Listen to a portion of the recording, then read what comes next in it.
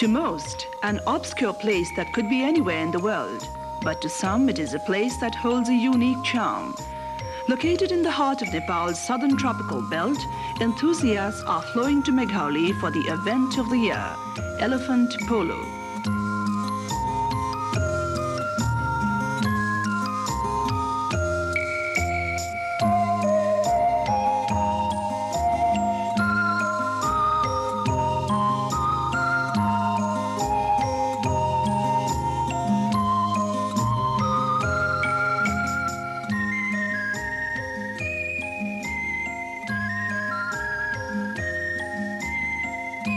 It was also the venue of the 7th World Elephant Polo Championships, where polo players and enthusiasts converge to do battle and win trophies and prizes.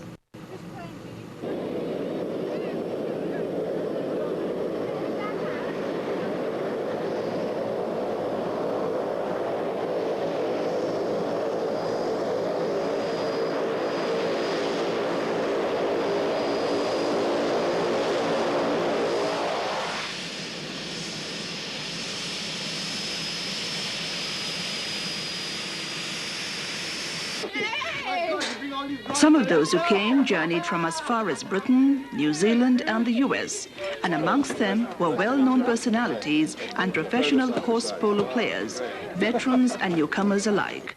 They were here to play a serious game of polo. How this game began still remains obscure, but one is told that the Indian Maharajas of yore delighted in this carousal, a contest of polo skills and a test of the obedience of their elephants.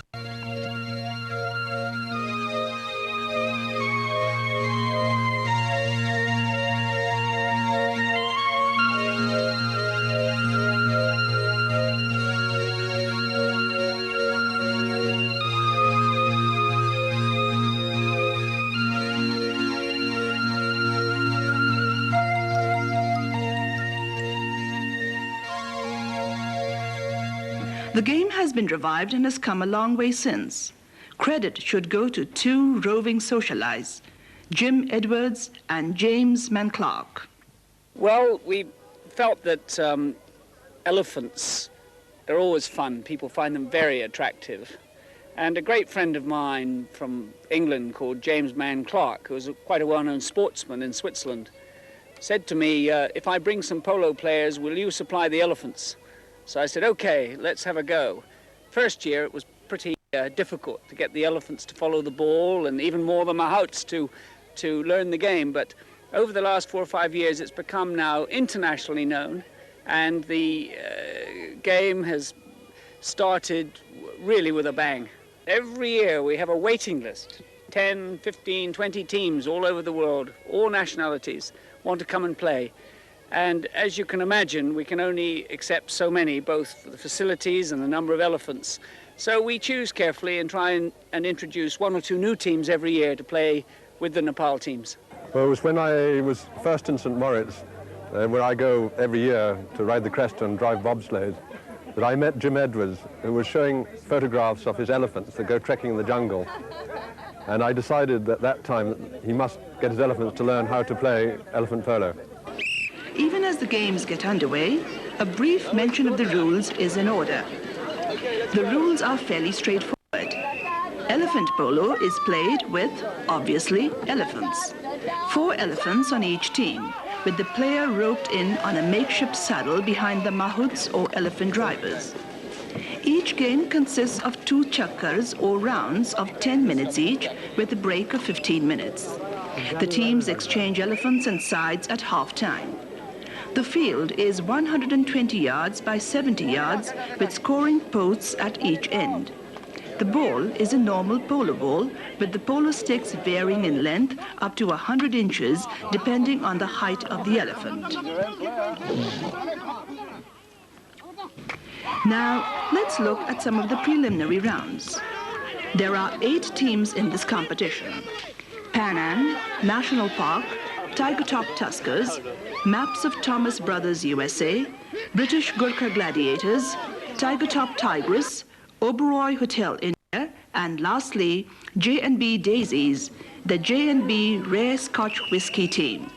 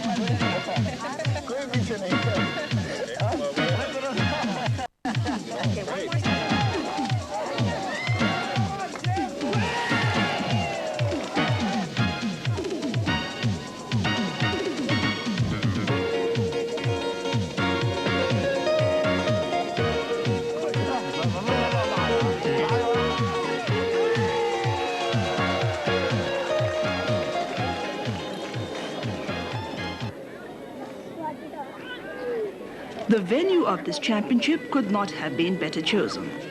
Meghalli is located on the outskirts of the Royal Chittor National Park, home to some of the rarest species of birds and animals.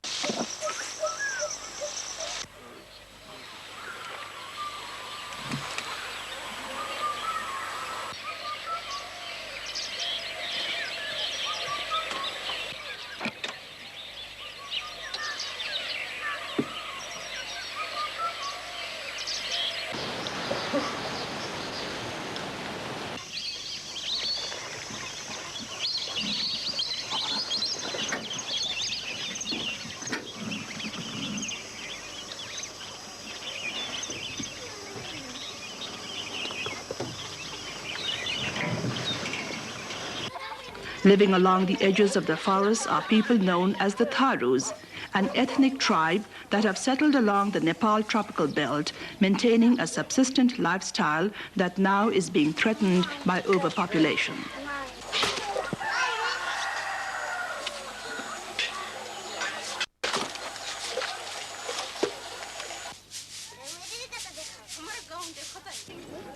They come from as far away as 10 miles to watch the games, many bewildered but also amused at the sight of the serious faces of polo players who swish their mallets through the air, the polo ball untouched.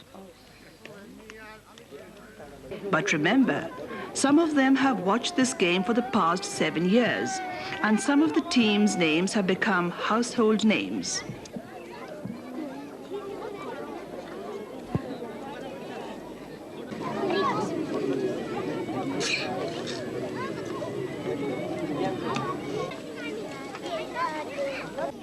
For the foreign spectators, relaxation is the order of the day, as they sip Bloody Marys and beer to the serenade of the local musicians.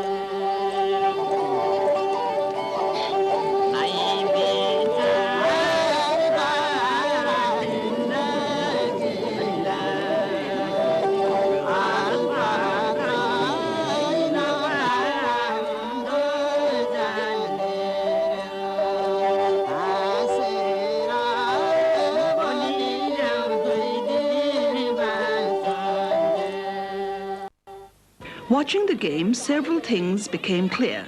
That the local players were indeed superior, not only in skill, but in their command in communicating with the mahouts, who directed the elephants to go fast, slow, left, right, forward and backwards.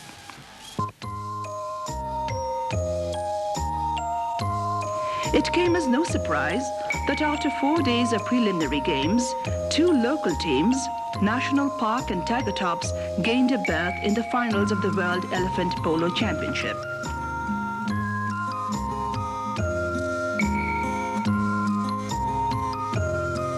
Win or lose, it seemed all agreed that elephant polo was fun and was bound to pick up in popularity wherever elephants were available.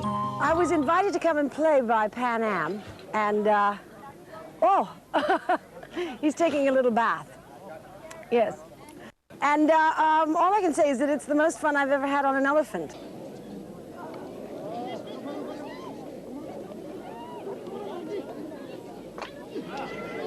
Oh, it's fabulous. Everybody's been terribly nice and terribly friendly. And I hope I get to come back years and years and years and years. Well, I thought it was great fun, actually. Some of the riders were very good, and some, like me, were rather terrible. but the elephants obviously enjoyed it, and I think everybody has had a most enjoyable time. I think it's a marvellous game. It's tremendously exciting and very fast, and the mahouds and the elephants enjoy it just as much as the players. I've had a terrific time, and I would have to congratulate the organisers of this game for making it as much fun as it is. It's fun for everybody.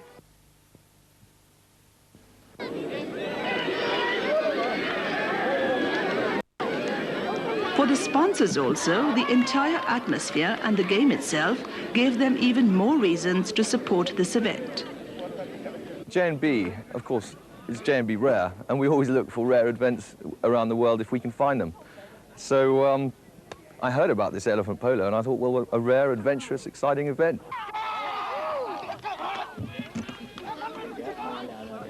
Well, we believe that we're a rather unusual whiskey. We're the second biggest selling whiskey in the world, and we have a reputation for being a little bit different from the other whiskies, which are, if you like, very traditional, very Scottish and all that sort of emphasis.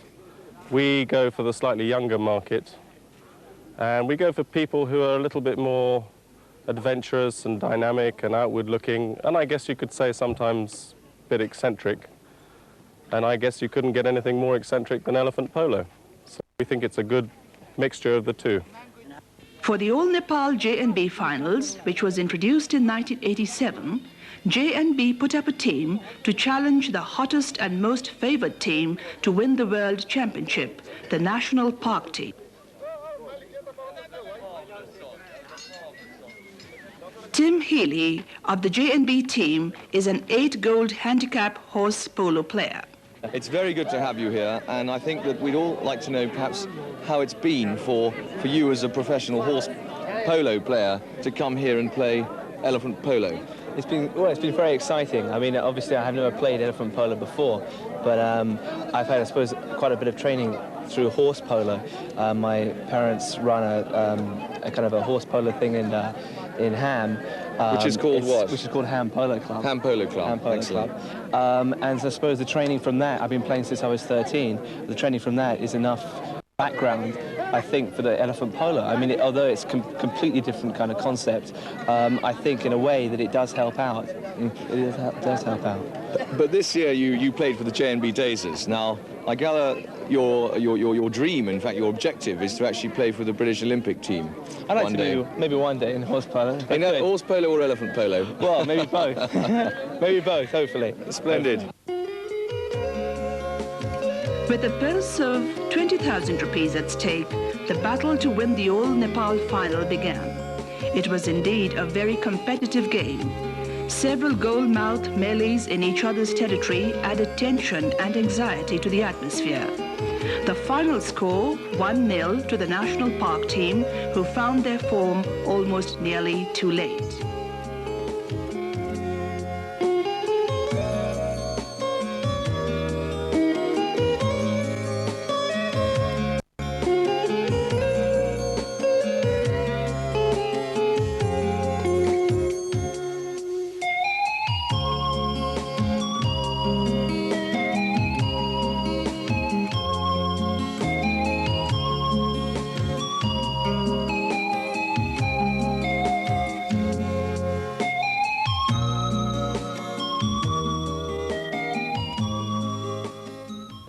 However, James Mann Clark, a horse polo player himself and a veteran of playing 7 years of elephant polo, disclosed what is the best strategy to win. Well, the best strategy, a lot of it is tapping. You want to tap it until you can get into a good position, and then you actually drive straight for goal, because elephants have such big feet that if you don't go from a long way away, you just get in a muddle in the middle.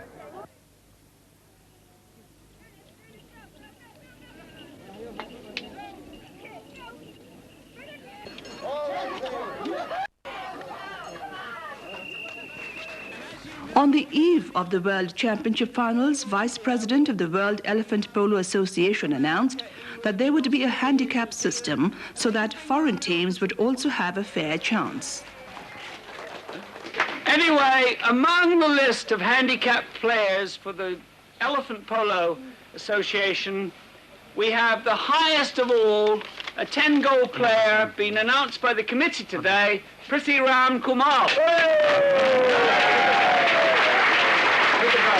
In other words, he's the Bjorn Borg or McEnroe of tennis. Okay, 9-goal, Chandrabahadur Tamang. Very close behind, and the way he's playing in the last few matches, he'll be very soon be a 10-goal player, I'm convinced. Okay, 8-goal players, Ramprit, Billy Sodhi and James Mann Clark. I want to add that those two are very high up because they're on the committee. But seriously, they deserve it. They're well known in horse polo, and they've shown us the last few weeks and the last few years, indeed, on how to play polo overall. And as you know, that when the Olympics come to Nepal or India, we will be battling it out with America, England, Australia, New Zealand, and they can bring their own elephants if they want. An Olympic sport? Well, that may take some time. But for now, it is a time for a cultural rendezvous as players join in the merrymaking before the finals.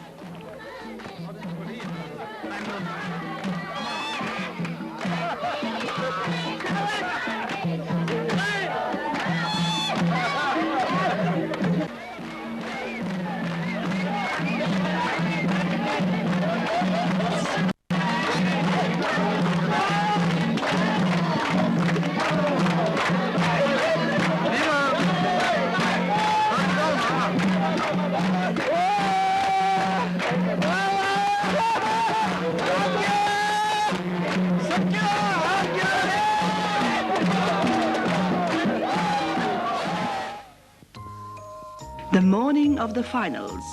A thick mist hung over Meghalaya as the players made their way to the polo field.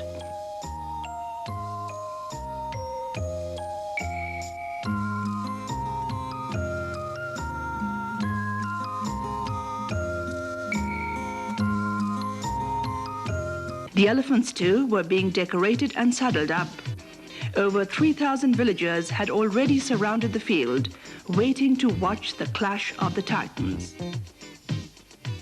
Both Tiger Top Tuskers and National Park were allowed to choose their own elephants, and both sides naturally chose the smallest of elephants, as they are faster than the bigger lumbering ones.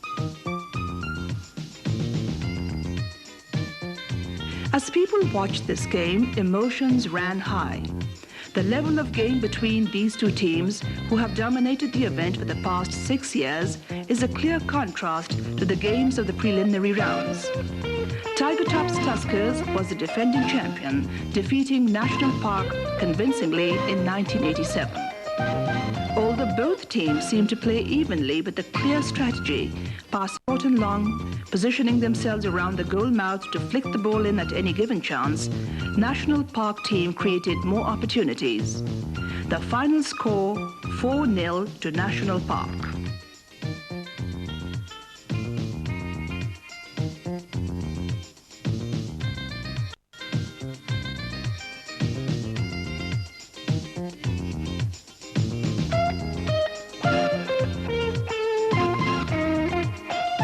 The prize-giving ceremony seemed an ideal wrap-up to the week-long competition of sportsmanship and fun. The winners walked away with their deserving trophies and prizes, but there were prizes for the Ladies' Challenge Cup, for the best dressed team, and for others. And it was also a time to say goodbye until next year.